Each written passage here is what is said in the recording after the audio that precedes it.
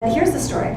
Michelle Mason can't remember that day, that drive, or that horrible crash that killed the young man in her car. All she knows is she's being accused of murder and her daughter is missing. That's the story. Now, I decided, since I had written this nice, tight narrative, under 300-page novel, 66 Laughs, that was the name of my first book that Random House published that won the prize, I decided that I was going to really have fun with this one. I was going to use an advanced story structure with parallel stories. I was going to start with the woman stalking her daughter after she'd been missing, and then on the other story, I would start with way before the car accident happened and the boy got killed in, and I would alternate these stories. And I had been reading a lot of fiction where people got away with doing this. And I thought I can do that, and I can really have fun and write these beautiful poetic sentences, and I did it. I wrote this book that went back in time, alternating chapters until it gets to the end, which is the trial. And it was so much fun to write. It was so much fun to write. Every chapter, since it was kind of disjointed, was like a short story. Every sentence is beautiful. I was just so proud of it. It was so exciting. And so I spent, it was seriously the playground of words. I spent 2 years writing this book. And my agent wasn't as pleased as I was about it. She thought it was a little dark and angry, a little moody, and most of all, a little slow. She thought it lacked narrative drive. Now, all of us have probably heard the expression narrative drive. Aside from character-driven, narrative drive is the single most important part of commercial fiction. Well, I didn't care about that. I wanted to write a literary novel. But then again, I did want to sell my novel. So my agent said, the door is open if you'd like to talk to other agents. So she didn't kick me out or anything.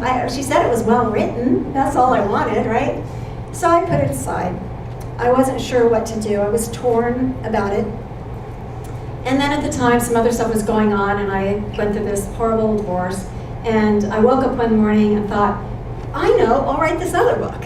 So I kind of put it aside. I didn't know what I'd do with it. And I came up with this story about, because all these friends of mine had really helped me through this really dark time, and I came up with this story that was fictional, but based on an emotional truth, which is what fiction is about. And it was about a woman who met these other women who she had nothing else in common with, and yet they all really helped each other because they had going through the breakup of marriage together, and they helped each other live happier ever after. And I knew I wanted to sell this book, and I wanted to get my maiden name back and get it in print. And so I had all this agenda to really make it work. And so I knew the way to do this was to go back to the DNA of story, which I had learned from screenwriting is the 7 steps. And this is my biggest craft thing, the 7 steps of structure. So I'm going to give you a tiny little lesson. The 7 steps of story structure are: the character has to have a weakness and a need.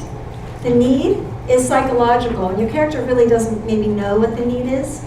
In fact, they shouldn't know, or the story's over. So your character has a weakness and a need to begin. Secondly, they have a desire. The desire is what carries the plot. That's what drives the narrative. The desire line is what the book is about. They have an opponent. That's someone who doesn't want the hero to get the desire. And you need a strong opponent to make that conflict happen, because conflict is drama. The next one is the plan. Your character has to make a plan of how to get what they want. And then they have to fight a number of battles, battles to get what they want. And of course, the last battle, they either win or lose, or have different variations of getting what they want or not getting it. And that leads to their self-revelation. So when the character gets a self-revelation, they realize what their psychological need is, which is what had driven them to the desire line. And once they know what they really needed, at the end of the book, they come to a new equilibrium. So I wrote this exactly, did the 7 steps. I wrote this book really fast. I actually sold it off the outline. It was so clear, which is really unusual. Sold the screenplay, wrote a bunch of drafts. It was never made, but I got paid, so that was good. Anyway, the book sold right away, and I was very excited about it. It's called Wife Goes On, and the publisher, when she got it, as soon as everything was signed, then they're allowed to talk to you. They're not allowed to talk to you until everything's signed, because you might say something wrong and screw it up, or I don't know what. That was just what my agent said. So she called me, and I had written this nice first-person novel in single point of view. She called me and she said, love your book, it's going to be great, but we need to change it to third person, and we want to have multiple points of view, so all of your 4 characters need to have alternating chapters in their voice. I'm like, come on! This is supposed to be easy. I mean, it used to be easy, and she wanted it in 6 weeks. Yeah. So I'm thinking, no way. But then I wanted the second check. You know, you get the first check when they sign the deal. You don't get the second one until they accept the draft. They weren't going to accept it unless I did what she wanted. I needed to get this book done. So I had no choice. I locked the refrigerator. I told my kids not to knock on my door unless they were bleeding. And I went back to the craft, which was the 7 steps. Which meant for me, I had to get colored note cards. I got pink, blue, green, and yellow, and I laid them out on the floor, 1 color for each character, and I worked out the 7 steps for each character, which worked out really great until my dog came in and rolled all over me. And my dad called. He said, "What are you doing?" And I said, "I'm done. I quit." And my dad said, "You can't fail until you quit." And he was paraphrasing Albert Einstein, who said something like, you will never fail until you stop trying. And I thought, okay, I can do this. I have to do this. I can just get back to the 7 steps and reorganize it. You know, the inspiration is gone. I still like the book, but I know how to write it. I can rely on the craft. So I did it. And of course, the editor got pregnant and left before the review copies went out. And my agent left the agency, and she took me with her. But she left the book behind, so it was orphaned and got no help there. But I was really happy with the book, and it was very popular with book clubs. And I was getting letters, emails from women all over the country who the book had touched, and I still get emails from this book. It moved people. It helped people. I had women, you know, saying they're crying and their daughters made them read this book and they really found a happier way and they were so glad there was hope and all that kind of stuff. So I was really happy with this book. But I wanted more. I wanted to go back to What a Mother Knows. That was the book I had the most passion about. I knew also that it was the one that would bring me the most ultimate success. This was the book. This was the big book, very complex. I was very excited about it. And I thought about what my dad said, you can't fail until you quit. So I went back to the craft. I ripped up my book that had all these alternating storylines, and I took it apart scene by scene. I made a scene list, so I knew exactly what happened. I took away chapters that had nothing to do with the structure. I combined events and put them in other structure, and what I did was decide that this story really was about this woman who was being a detective trying to find her daughter, yet she was in jeopardy because she was being accused of murder, and that made it a thriller.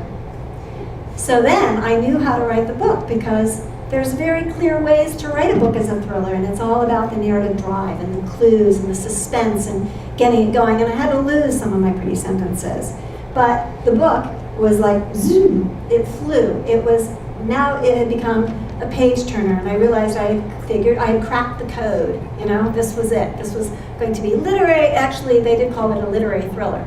Although someone in Vermont just saw this book and said it was under thrills and chills. But I don't know. Anyway, it's not about marketing, but as far as the writing goes, we need to know what we're writing to write it that way. And I followed the 7 steps clearly, and I turned it into this whole other thing.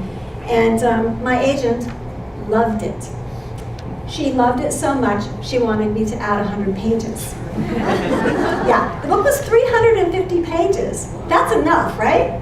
And I was kind of like, I mean, at Random House, I remember that book, they changed one word. There was a goblet that was 66 laps, there was a goblet, champagne goblet I said it was engraved, and he called and said, "Are you sure it wasn't etched?" And I said, "Oh, by all means, it was etched." And he said, I had talked about another chapter, and he said, every 20 pages is a ton more money for a publisher because of the cost of paper. So I was concerned about this book. She wanted to add 100 pages, but now with electronic books, maybe they didn't care. She wanted me to Jodi Picoult. She wanted me to add a lot more medical information about the car accident and the woman's recovery because she had a traumatic brain injury.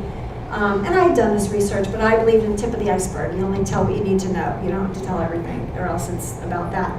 And she wanted me to add a lot more legal stuff, so I was back talking to my friend who's a lawyer and dealing with that. So but it's a murder mystery. You can't just add 100 pages. So I rewrote it for her. It took a long time. Added 100 pages. And she was right. She got it out there and it sold, which was very exciting. This was last April, I guess. Last April. By May, the contracts were signed.